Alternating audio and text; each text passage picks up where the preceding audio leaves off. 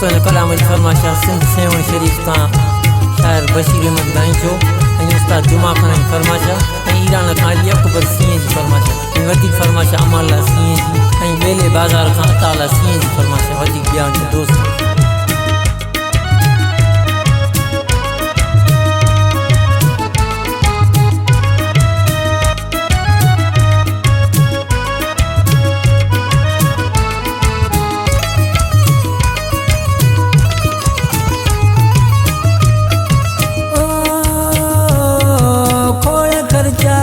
doctor खोड़ ही लहलाया मुँह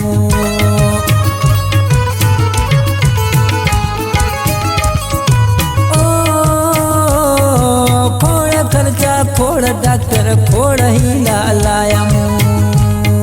दवा दारू फजूल थाड़े दाग के ही वटाया मुँह वही बीमारी मोकलाए आल तू आए पुछण रे वही बीमारी मोकलाए आल तू आए पुछण मुझी जिद छुटी आज़ार मां दीदार थियो तू जो सज मुझी जिद छुटी आज़ार मां दीदार थियो तू जो सजण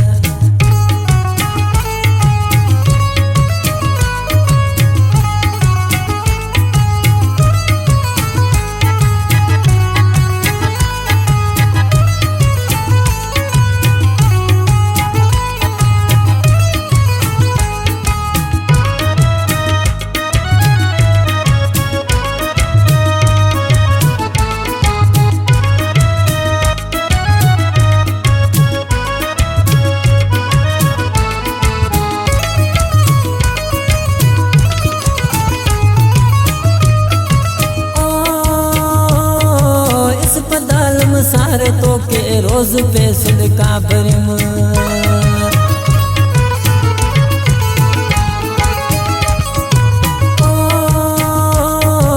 इस पदाल में सारे तो के रोज पे सुलका भरम मनवचे मुँह जो पीरी दुआओं पे ये बुरम वही बीमारी मोकलाए आल तू आए पुछण रे वही बीमारी मोकलाए आल तू आए पुछण मुझी जिद छुटी आज़ार मां दीदार थियो तू जो सज मुझी जिद छुटी आज़ार मां दीदार थियो तू जो सजण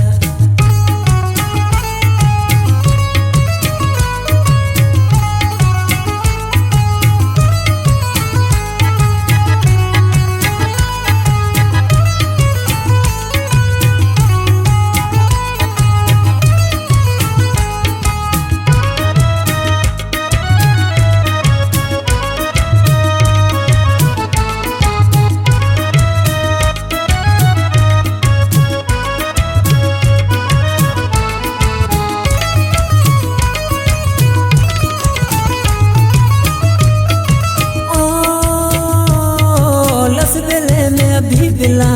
अगी मुझा अर्जया